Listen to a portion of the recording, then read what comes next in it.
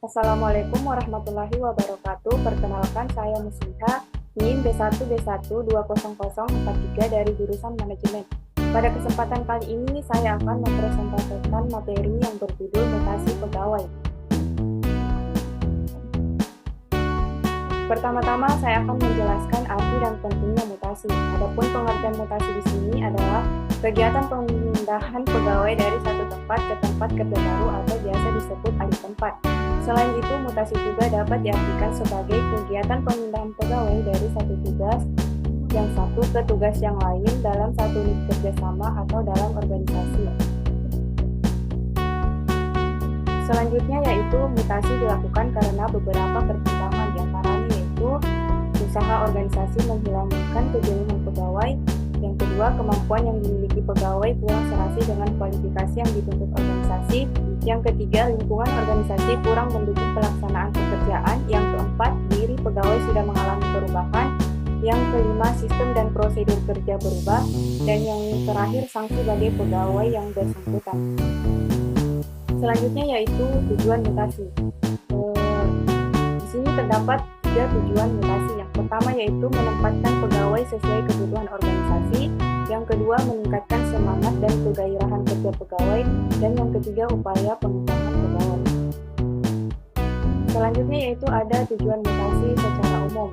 Yang pertama yaitu meningkatkan produktivitas kerja pegawai, yang kedua menciptakan keseimbangan antara pegawai dan posisi pekerjaan atau jabatan, yang ketiga memperluas atau menambah pengetahuan pegawai, yang keempat menghilangkan rasa bosan atau jenuh terhadap pekerjaan, yang kelima memberi motivasi agar pegawai mau berupaya meningkatkan karir diri, yang keenam pelaksanaan hukuman atau sanksi atas pelanggaran yang dilakukannya, yang ketujuh memberi pengakuan dan imbalan terhadap prestasinya, yang kedelapan alat pendorong agar spirit kerja meningkat melalui persaingan terbuka, yang ke-9 tindakan pengamanan lebih baik, yang ke-10 menyesuaikan pekerjaan dengan kondisi fisik pegawai, dan yang terakhir mengatasi perselisihan antar pegawai.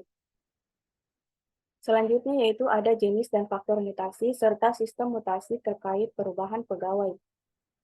Yang pertama yaitu ada jenis mutasi. Jenis mutasi yang pertama yaitu mutasi atas keinginan pegawai, yang dimana kadang-kadang pegawai menunjukkan untuk dipindahkan ke tempat kerja lain yang ada dalam lingkungan organisasi. Berbagai alasan dikemukakan, seringnya pegawai menginginkan pindah ke tempat kerja lain tetapi memiliki alasan yang kurang tepat.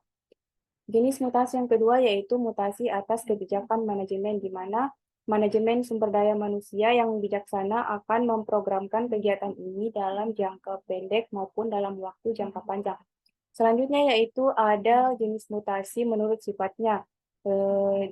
Yang pertama yaitu mutasi jangka pendek, di mana mutasi jangka pendek di sini pegawai mengajukan permohonan agar dipindahkan pada posisi kepegawaian lain meskipun jangka pendek, karena misalnya pegawai mengikuti program pendidikan dan pelatihan, penataran, seminar, cuti, sakit, berlibur, dan lain-lain. Yang kedua yaitu mutasi jangka panjang, di mana pegawai dipindahkan ke tempat atau status kepegawaian lain dalam jangka waktu lama yang sifatnya tetap. Selanjutnya yaitu ada faktor mutasi. Hal penting yang dilakukan dalam melakukan mutasi bagi pegawai yang pertama yaitu perlu ada pedoman mutasi yang jelas sehingga mutasi tidak terjebak unsur subjektivitas. Yang kedua, harus ditempuh mutasi yang menguntungkan pegawai agar pegawai tidak merasa dihukum. Yang ketiga, mutasi dapat membangkitkan semangat dan kegairahan kerja pegawai. Yang keempat, alat pemacu dalam pengembangan prestasi. Yang kelima, dapat memperkecil keresahan pegawai. Yang keenam, dapat menjadi alat melaksanakan promosi. Dan yang terakhir, sesuai kebutuhan mendesak. Selanjutnya yaitu mutasi karena kehendak organisasi disebabkan oleh beberapa hal. Yang pertama yaitu kebutuhan menyesuaikan sementara atau sebagai pengganti sementara. Yang kedua, mengatasi keadaan darurat karena fluktuasi volume pekerjaan. Yang ketiga, kebutuhan latihan. Yang keempat, menjamin kepercayaan pegawai bahwa pegawai tidak akan diberhentikan karena kekurang cakapan dalam jabatan lama, dan yang terakhir menghindarkan rasa bosan pegawai. Selanjutnya, sistem mutasi terkait perubahan tenaga kerja, di mana sistem perubahan tenaga kerja dibagi menjadi beberapa bagian. Yang pertama yaitu tingkat pendidikan meningkat, di mana dalam tingkat pendidikan meningkat ini melanjutkan studi di perguruan tinggi dan mendapatkan gelar sarjana, magister, atau doktor dianggap sebagai salah satu cara untuk menaikkan status sosial. Yang kedua yaitu pengetahuan orang semakin luas dan angkatan kerja menjadi lebih heterogen. Yang ketiga, perundang-undangan di bidang kesamaan hak atas kesempatan kerja dan diskriminasi umur, di mana perundangan ini menyebabkan kaum minoritas dan wanita lebih banyak bekerja di organisasi atau perusahaan. Yang keempat yaitu penerimaan orang terhadap kekuasaan tradisional berkurang, di mana semakin banyak bukti bahwa pegawai semakin kurang bersedia menerima keputusan organisasi atau perusahaan, meskipun keputusan berasal dari seseorang yang berkedudukan lebih tinggi dalam organisasi. Dan yang terakhir yaitu peran waktu lebih luang, di mana waktu luang yang banyak adalah yang berguna bagi individu. Suatu kombinasi dan kerja yang pendek, imbalan lebih tinggi, pengembangan industri, dan waktu luang akan menghasilkan pekerjaan yang memuaskan.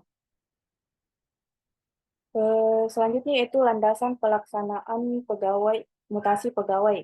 Yang pertama yaitu ada merit system, di mana merit system ini adalah mutasi pegawai yang didasarkan atas landasan yang bersifat ilmiah, objektif, dan hasil prestasi kerjanya. Merit system atau career system merupakan dasar mutasi yang baik karena output dan produktivitas kerja meningkat, semangat kerja meningkat, jumlah kesalahan yang diperbuat menurun, absensi dan disiplin pegawai semakin baik, jumlah kecelakaan akan menurun. Landasan yang kedua yaitu ada seniority system, di mana seniority system di sini adalah mutasi pegawai yang didasarkan atas landasan masa kerja, usia, dan pengalaman masa kerja pegawai. Landasan yang ketiga ada spoil system. Spoil system di sini adalah mutasi pegawai yang didasarkan atas landasan kekeluargaan. Sistem mutasi ini kurang baik karena didasarkan atas pertimbangan suka tidak suka. Selanjutnya di sini saya akan menjelaskan atau